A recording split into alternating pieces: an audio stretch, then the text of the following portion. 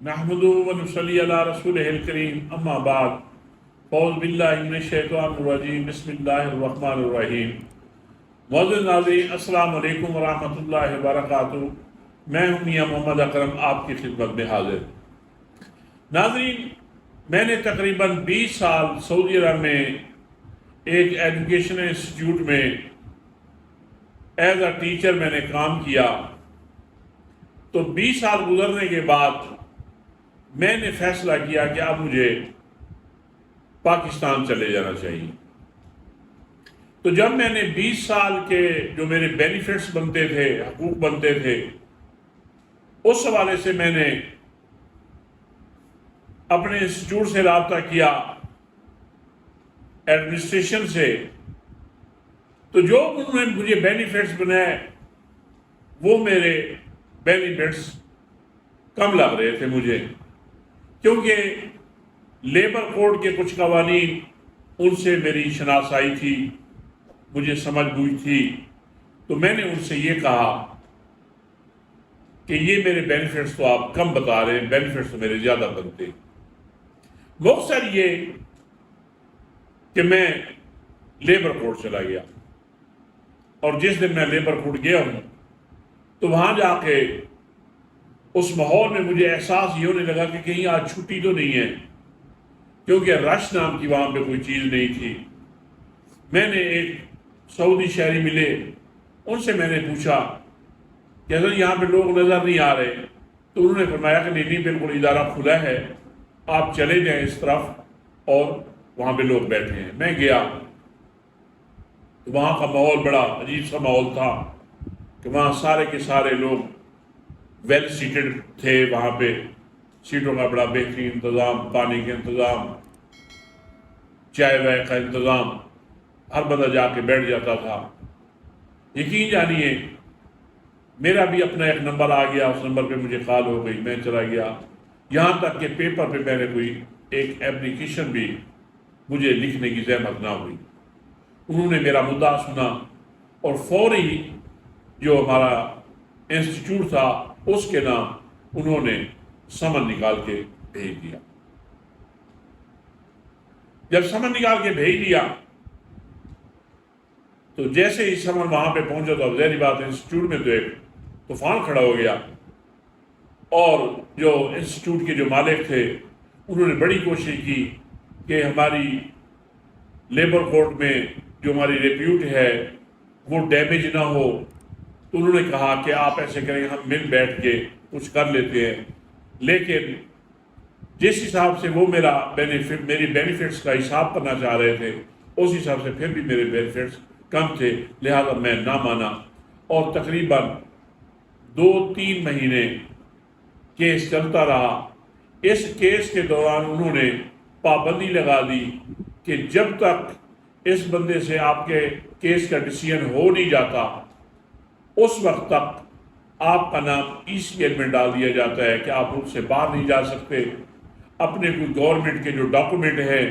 گاڑی بیچ سکتے، پرچیز نہیں کر سکتے،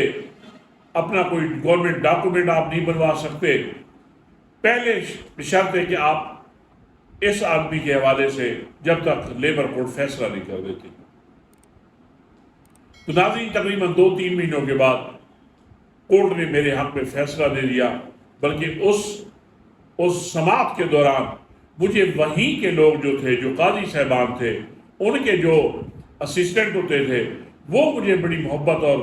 پیار سے مجھے بتاتے کہ آپ کا یہ بھی حق بنتا ہے، یہ بھی حق بنتا ہے۔ یعنی کہ جو میں بینیفٹس مانگ رہا تھا، جب میں اس لیبر کوڈ پہ جا کر میں نے کیس کو فیس کیا تو وہاں پہ مجھے رہنمائی میں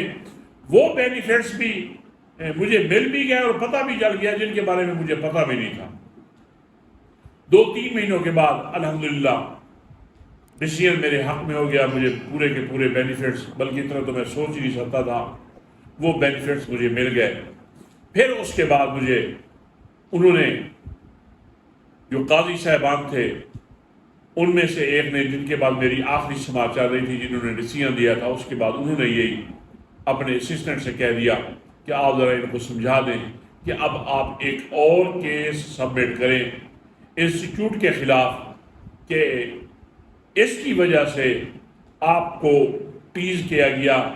آپ کو تکلیف ہوئی، آپ کا جو ایک معاشی آپ کو مشکل کا سامنا بھی کرنا پڑا، کیونکہ ان دنوں میں جب کیس چل رہا ہوتا ہے تو انسٹیٹیوٹ سے آپ کی سیلری بھی رک جاتی ہے اور کام کرنا بھی آپ بند کر دینا ہوتا ہے آپ نے۔ تو انہوں نے کہا کہ اب ایک اور یہ کیس سبمٹ کریں، اس کے لیے، اس کے ازالے کے لیے کورٹ آپ کے ساتھ معاملت کرے گی، آپ کے کچن کا خرچہ، آپ کی فیملی، آپ کے بچوں کے اخراجات جو بھی ان 3 مہینوں میں ہوئے ہیں یہ بھی انسٹیٹیوٹ کو دینے ہوں گے۔ بہرکیف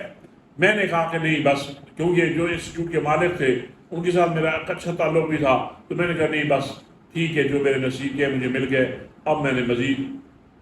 آگے کیس کو چلا کے یا اس کو کنٹینیو کر کے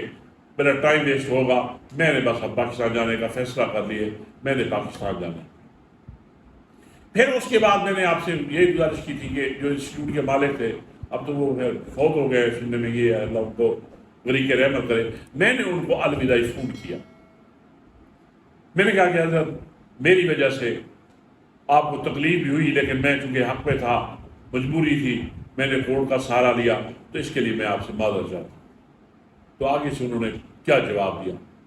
انہوں نے یہی کہا کہ آپ کو معذرت کرنے کا کوئی حق نہیں ہے، معذرت تو مجھے کرنی چاہیے کہ میری وجہ سے آپ کو تکلیف پہنچی، اور کورٹ نے آپ کے حق میں فیصلہ کر دیا ہے، تو پھر ان کا کورٹ کا فیصلہ سر آنکھوں پہ ہم اس پہ بات نہیں کر سکتے۔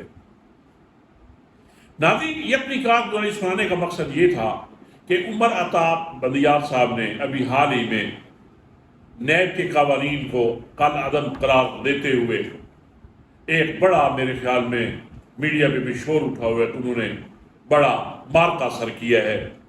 بہت بڑا کارنامہ کوئی سر انجام دیا ہے۔ اللہ کے نبی حضرت محمد مصطفیٰ صلی اللہ علیہ وسلم کی ایک حدیث کا مفہوم ہے کہ جس نے لیٹ سے عدل کیا، فیصلہ کیا اور عدل پہ کیا، وہ روز قیامت مجرم میں شمار ہوگا۔ اس کا وہ فیصلہ جو اس نے انصاف پہ کیا ہے وہ ظلم پہ شمار ہوگا، اس کا نا انصافی میں اس کا شمار ہوگا۔ آج اس پہ ہمارا کچھ سوشل میڈیا بھی بغلے بجا رہا ہے کہ جناب عمر عطا بندیال چھا گئے، جی چھا گئے۔ کیا چھا گئے؟ کہ جب تک وہ مجرم پاکستان میں تھے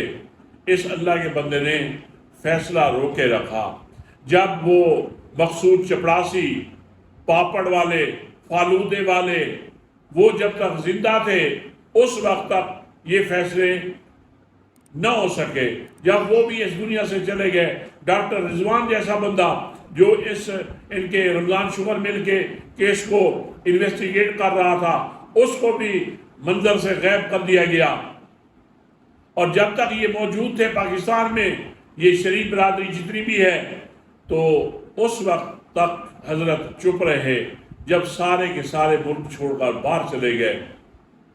تو اب جناب ان کے خلاف اب اگر فیصلے آئیں گے تو ان کا کیا فائدہ ہوگا؟ یہ پھر افسوس اس بات کا بھی ہوا کہ حضرت یہ کہہ رہے ہیں کہ میں یہ فیصلہ کر رہا ہوں، امید ہے کہ لوگ مجھے اچھے لفظوں میں یاد رکھیں گے۔ لوگ کیا رکھیں گے یاد؟ سمجھ تو یہ ہے کہ تم نے اللہ کے ہاں کیا اس کا جواب دینا۔ تو ناظرین، یہ ہے ہمارے ہاں انصاف کے معیار، اور یاد رکھیں جس طرح پاکستان اسلامی دنیا کا پہلا ایٹامک پاور کنٹری ہے، اگر خدا کی قسم اس سے بہتر تھا کہ 139 نمبر پہ جو ہماری جوڈیشری کا سٹینڈرڈ ہے پوری دنیا میں، وہ 139 نمبر پہ ہے، اگر یہ پہلے نمبر پہ ہوتا تو میرے خیال میں اس کا ملک و قوم کو اور عوام کو بہت زیادہ فائدہ ہوتا بنسبت ایٹم بم بنانے کے۔ اسی کے ساتھ ہی اجازت چاہتا ہوں۔ السلام علیکم ورحمۃ اللہ وبرکاتہ۔